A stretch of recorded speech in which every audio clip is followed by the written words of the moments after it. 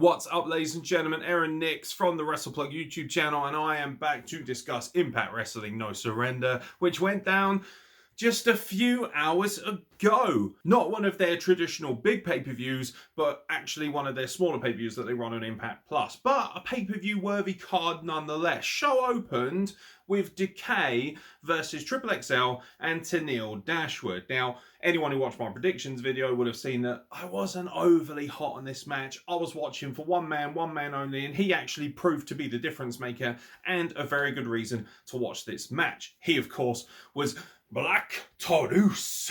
Hi, sounds very Scottish, doesn't it, when you say it like that? Black Taurus, eh?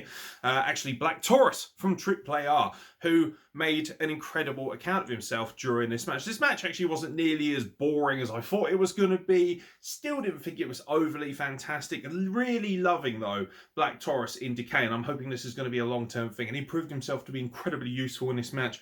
And he hit that patented Samoan drop. I said on a predictions video, I was wondering how much his power-based offense was going to be affected by working with guys like Larry D and AC Romero. Turns out, not that much, which shows how incredible a worker he is, and also just his raw power and athleticism, even hitting Larry D with a pop-up Samoan drop, which was absolutely killer, and ultimately getting the win for his team as well, which I think is great.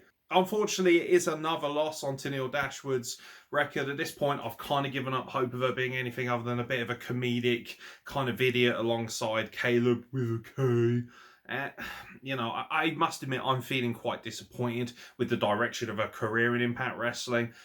I really like Impact Wrestling overall, but I feel like they have actually done pretty poorly by her, considering how talented she is. But she seems to be kind of playing it down as well. Maybe that's just me. I love Tennille Dashwood. She's a beautiful human being in every sense, but I just feel like this is a bit of a waste for her.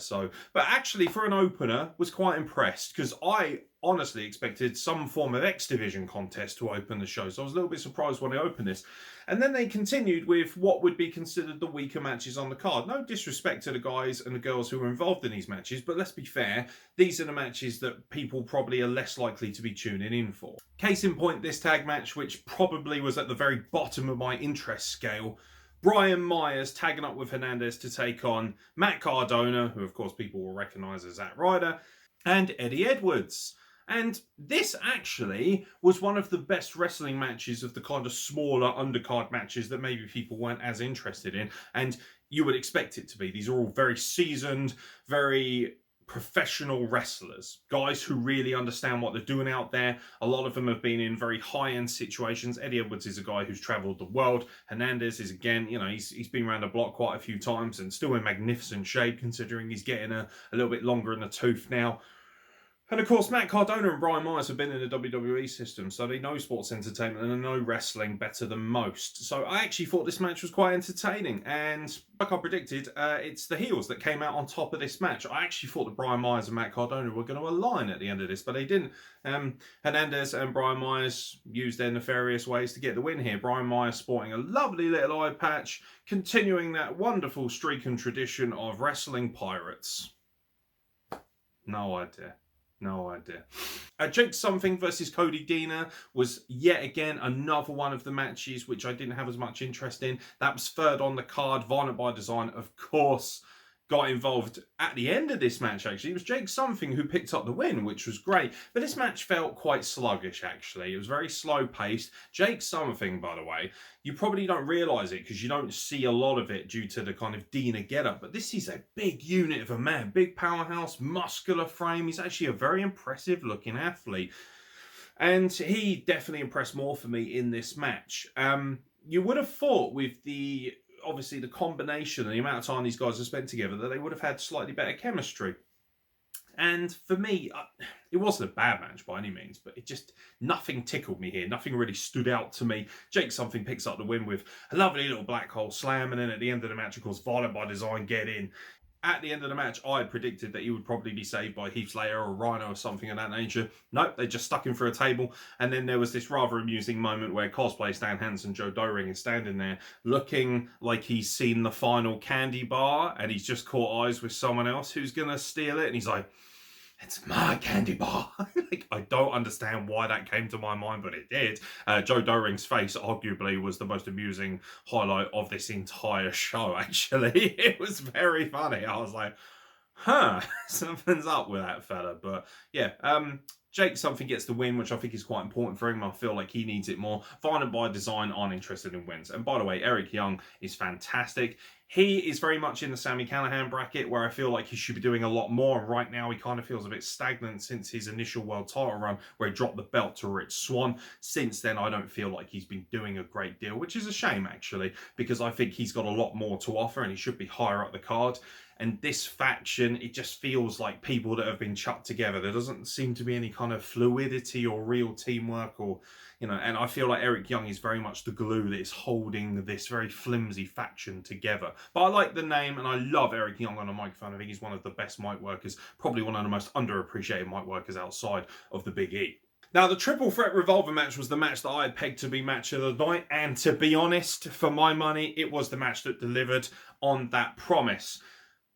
Obviously, the concept was it was a triple threat match. So it starts out as a triple threat match. Every time someone's eliminated, they're replaced by another man waiting in the wings, gauntlet style, until you get down to the final three. Then the first pinfall or submission will win the match. And of course, the winner will also get a championship opportunity at that X Division title later down the line. And we have our number one contender, and I had predicted it right. The Man Crush came through. Yes, he did. But there was plenty going on in this match, which I really appreciated and really enjoyed. Trey Miguel started out the match and pretty much went coast to coast from start to finish. He was magnificent. An incredible showing by Trey Miguel. He picked up an elimination or two on the way as well. But every single person who was involved in this match contributed something and really got a chance to showcase what they're about without going too overboard. I have to admit that if I'd watched this on an AEW program, I just know there would have been way too much cramming your shit in and no opportunities to breathe.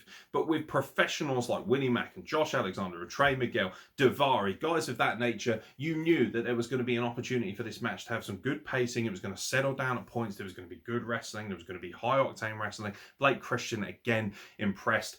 The news apparently is that Blake Christian has been picked up by WWE because he was not actually available for tapings, but he was available for this show. So it'll be interesting to see whether that is the case or not. I don't really buy into dirt sheets or whatnot. But whatever Blake Christian decides to do, I'm sure he's got a very bright future, and obviously I'll wish him incredibly well. I do believe his partner is in NXT, so that will help out knowing. But like I say, I'm not interested in that stuff. I just want Blake Christian to do well, because he's a wonderful wrestler, wonderful kid, and a wonderful athlete. But this match was fantastic, and it's Josh Alexander, of course, who comes out on top. Get in! Josh Alexander is your number one contender for the X Division Championship. Some of the spots in this match were crazy, as you would expect. Some magnificent topes and Fosbury flops and incredible, poison runners. I actually think that Trey Miguel and Josh Alexander in particular work very well together, but everyone works well with Josh Alexander. The guy could wrestle me and get a good match. That's ultimately how special he is, and I am but a scrub in the world of wrestling. It was fantastic. I really enjoyed it, and for me, it most definitely was the match of the night. It had so much quality. Shout out to Willie Mack, by the way, hitting a moonsault onto two men. But I love the fact that he does such crazy, high-impact offense, but you can tell that he's not doing it at a level that puts other talent at risk, and I love that. The way that a man of his size and his kind of stature is able to nip up so smoothly, the way he's able to do that kind of backflip cannonball in a corner, it's absolutely beautiful. And Josh Alexander with the ultimate show of strength, picking up two men on his shoulders, getting that ankle lock in near the end as well, and also using that magnificent double underhook driver as well. There's something really special about Josh Alexander, and that's not just because he's somebody that I have campaigned to get on this podcast. I have been out in front from the get-go and said, this guy truly has everything you need to be a marquee world champion.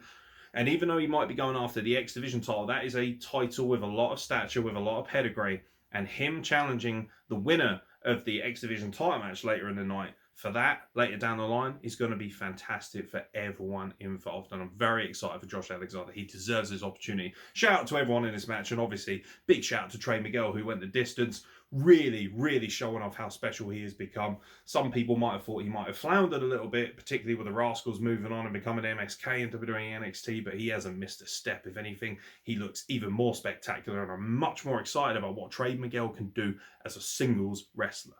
The tag tornado style match, no DQ, for the Knockout Tag Team titles. That was next. Fire and Flavor defending against Jessica Havoc and my ultimate crush, Nevaeh. She's just so cute. I'm sorry, she is. She'll kill me, but she's adorable, and she'll look adorable while she's murdering me. I must admit, this was again a match. This was a match actually which I thought would be a sleeper hit. Might steal the show. Maybe I hyped it up too much, but because of that, it wasn't a letdown. It just felt a little lackluster and a little bit disjointed. Sometimes teams don't have good chemistry. I don't feel like these women and these teams in particular have the best chemistry, and I'm hoping this is going to be it from that standpoint. I'm very curious to see who is next in line, because they don't really have any other women's tag teams unless you're going to appropriate maybe Kimberly and Deonna Purrazzo, and maybe put Jazz and Grace back together.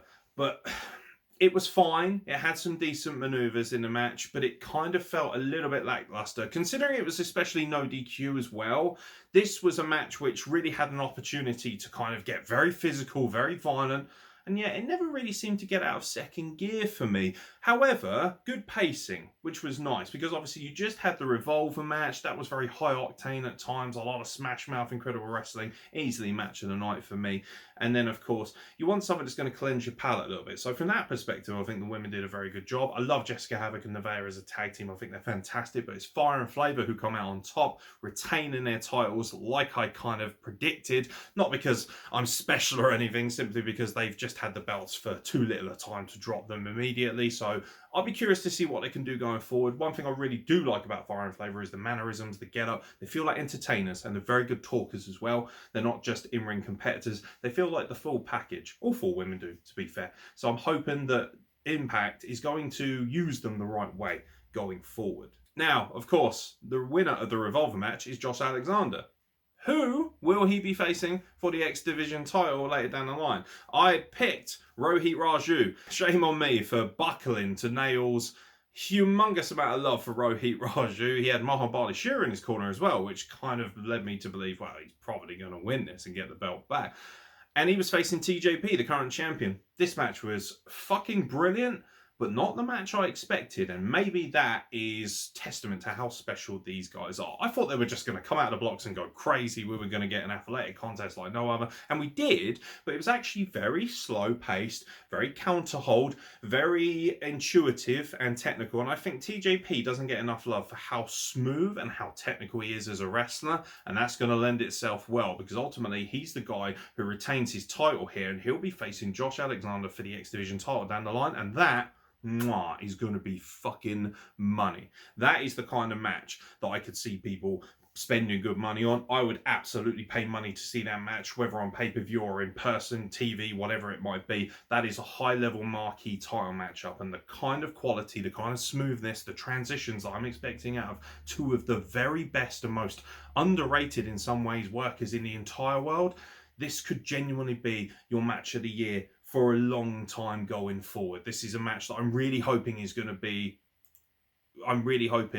truly special, and is going to really break out and show the world just how special Impact Wrestling is. I just hope that it gets the audience it deserves, because I know that ratings were down slightly, and I know that's not a huge deal, but a company like Impact thrives a lot more on eyeballs than, say, other companies do. They just simply don't have the infrastructure of a WWE or an AEW. That's not me speaking ill of them. That's just generally the case with a company like this. So it's important that people like us very much champion the product, because it is one of the best wrestling products in the world as far as I'm concerned.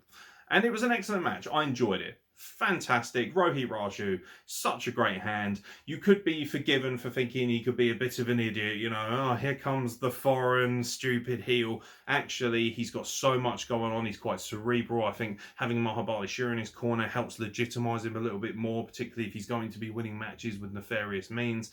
The whole thing works quite well, and TJP retaining the belt means that the X Division title run just means a little bit more. It's another marquee win under his belt, and it really helps build the prestige for Josh Alexander versus TJP, which should be the ultimate battle of respectful technical wrestling.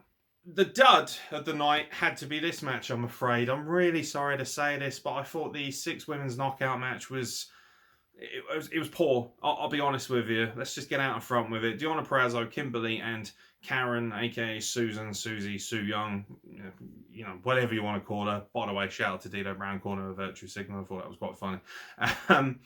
They took on the ultimate powerhouse team of Jazz, ODB, and Jordan Grace. And this match was, for me, quite poor.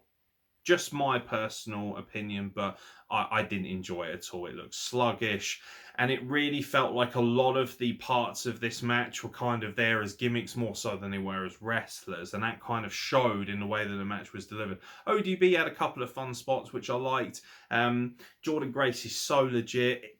The problem was, and I said this on the prediction show, I was very disappointed that the Knockouts title wasn't being defended on this show, and this, for me, this hurt it a little bit more. And then watching this match, I just kind of had the same feeling. Why am I not seeing Deonna Purrazzo wrestling a high quality knockout like a Jordan Grace for the title? And instead I'm watching this kind of very clusterfucky, very amateurish, very poorly presented women's 6-person tag match. It was weak. I honestly thought this was the worst match on the card, and that's a real shame because Jazz is one of my all-time favourite wrestlers. I think Jordan Grace is incredible, beautiful, powerful, everything you want out of a world. And I think Deonna Purrazzo as well, in the same mould. You're talking about two of the best women's wrestlers in the world. But this match seemed to be wasted on them. I was happy that Jazz picked up the win, essentially tapping out Susan. Which was great, and it makes sense because Susan's the one who went to management and kind of lobbied for this match in the first place. But the match itself just felt very weak. The only thing that really stood out to me was when ODB was slamming Susan's head into the turnbuckle and just kind of making it look almost suspiciously like she was. Yeah. Either way, no, bit of a dud for me, I'm afraid. Sorry, ladies. Great effort, but weak as far as I'm concerned. Definitely the weakest of the show. I must admit, I raised an eyebrow when the penultimate match of the night was for the tag team titles, because this was the match that, along with the Revolver match, I thought would steal the show. Now, this was good, to be fair. The Good Brothers, of course, defending their big old schlong belts. I love that shit. That doesn't get old. It really doesn't. I remember them doing it in New Japan, and they're still doing it now. They defended their titles against Private Party and the newly inserted Chris Sabin and James Storm. Triple threat rules, of course. Tag rules in effect, which was nice. And I feel like it delivered, but it didn't give me the marquee pay-per-view match that I was expecting. That doesn't mean that it wasn't good at all. It was fucking fantastic. By the way, Chris Sabin going out there showing Private Party who the real high-flying athletes are. I was like, yeah, you young Turks think you know everything. But old man Sabin can still go with the best. So I say old man, he's still pretty young, and let's be honest. But Private Party did exactly what I thought they would. They brought the pace, they brought the athleticism, they brought the flippy stuff, they brought the high-octane AEW nonsense that you kind of expect. The Good Brothers brought the pacing right down, which was lovely because they were very much brought in, especially Luke Gallows, who actually put in a really good shift in this match. Luke Gallows, he doesn't get knocked by anyone, but it's kind of, he's there as kind of the big lummox, the big tree that delivers a boot or a lariat or a clothesline and the simple stuff. But actually, he can work with the best of them. There's a reason why he's been on pretty much every platform and been successful, whether that be WWE or New Japan or even AEW now. And here he is in Impact, working beautifully alongside his good brother, and they delivered an excellent match. And of course, right in the middle of that was James Storm and Chris Sabin, the true elite hands of Impact Wrestling. The guys who had wrestled 16 years ago on No Surrender, and here they are 16 years later, still at the top of their game. James Storm is in amazing condition. The guy can still go with the best of them. I love him and Sabin. They seem to have just had that automatic connection. Maybe that's from years of being the great veterans of tag team wrestling, but these are just two men who are just so fluid and know what they're doing. And the match was very professional. If I had to give you actually a very short analysis of what I thought of this match, I thought it was excellent. I thought it was very professional, but I thought that it was a little too professional and not enough, and not quite loose enough if you know what I mean, to be considered a real standout match, if that makes sense. But I'm sure people would disagree, and I'm sure a lot of people thought this was the best match of the night, and they would absolutely be justified in thinking that too, for my money. But me personally, I thought it was excellent. I thought it was very much a 3.5 to 4 star match. I was expecting something around 4.5 to 5. I really was, because you're talking about 6 very exciting wrestlers, 4 of which in this match are genuinely great ring generals and old school hands in wrestling, and the Good Brothers and Sabin and Storm. So it wasn't disappointing by any means, but I must admit I did want something slightly more. But that's on me. I'm the one who hyped up that match in my own mind and expected it to be a world beater, so it's my own fault if it didn't live up to my expectations, which of course are not what they should be living up to, and they lived up to everyone else's, and that's good. It was an excellent match, and of course the Good Brothers retained the tag titles. Another prediction I got right. I don't always get my predictions right, but I was very pleased with that because I feel like that makes sense. I like long-term, long-reigning champions because I feel like it legitimizes the belt, and it also legitimizes the run, so that when they do eventually drop those belts to somebody else, it means something a little bit more. If you volley these belts around too much, it doesn't mean anything as someone else wins it. Case in point, the 24/7 championship in WWE. It's not meant to really be taken seriously, but of course it doesn't mean anything at all because it just bounces around. I mean, the thing changes hands in a bin, for fuck's sake. So, but overall, excellent stuff. Great penultimate match. Now, the main event, again, I had spoken about this on a podcast. I wasn't fully excited about it. Not because I don't love both these guys. I think Rich Swann is the most underrated world champion on the planet, particularly in terms of world champions. Nobody's paying attention to him. I guarantee if I asked everyone out there to list their world champions in order of priority and also how much they like them, I can pretty much guarantee Rich Swann will be near the bottom of all of them, even if you include companies like MLW, etc., etc. And on the flip side, he's facing Tommy Dreamer on his 50th birthday. Now, there's some lovely little vignettes and lovely kind of video package to go with it. It very much felt like Tommy Dreamer's last hurrah, which is really funny because ECW One Night Stand 2005, I remember Joey Styles saying, "This is Tommy Dreamer's last hurrah." I was watching that match a few weeks ago and I was thinking, no. 16 years on, here we are. He does feel a little bit Terry Funkish. And shout out to Terry Funk, by the way, who I know has been going through some health issues, and I hope he gets the better of those and obviously recovers as well as he can at his age. So much love to you, Mr. Funk. You're, of course, a legend at his business. And Tommy Dreamer seems to be falling into that bracket of a man who I just assume he'll die as a wrestler, and I admire that in a lot of ways. But this was beautiful. He cut that emotional speech as well backstage with Gia, where he started crying, and I felt that emotion. And because of that, they got me ready for this match. So it was Rich Swann defending the title against Tommy Dreamer. It wasn't very good. I'm sorry. I'm so sorry, because I wanted it to be good. But I had said that this was not the kind of match that would draw me in. I did buy Impact Plus for this, to watch this. That's how passionate I am about Impact, and I'm very proud of that fact too. I don't throw my money around very easily, particularly when I live such a difficult lifestyle, as most people know. And I just felt that this match was very, very, very slow. Like, really slow. And there were points, especially near the end of the match, when they were doing roll-ups and trying to do transitions where you thought, okay, for someone like me, that would be fine because I'm just a fucking fat rookie who's only got 2 years under his belt. But we're talking about 2 of the more experienced wrestlers. Tommy Dreamer has been in this business for 30 plus years. Rich Swann has been going actually a lot longer than people realise, you know, and he's obviously been completely around the block and wrestled all over the world and wrestled in, you know, the biggest company there is in WWE and been a champion in that company too. It just felt really sluggish and really slow, and actually at times you thought, I love you, Tommy Dreamer, but this is why you're not in a main event very often, and this is why you're not wrestling for a world title anymore, because you don't have what it takes to go. And that, I feel like a prick for saying that. I do, because obviously, he probably still wiped the floor with me. I do feel that Tommy Dreamer's MO is still in a more violent-orientated match, ECWS kind of match. And there's nothing wrong with that, but this was just a straight-up title match, and it looked like he was very much struggling to keep the pace. And Rich Swann, he looked like he brought himself right down to first or second gear to make sure that Tommy Dreamer didn't look too overhauled. Now, there was a point where he kind of insinuated, I don't know if he was just, playing it up, because it's actually very difficult to separate your little finger like that, as you can see there.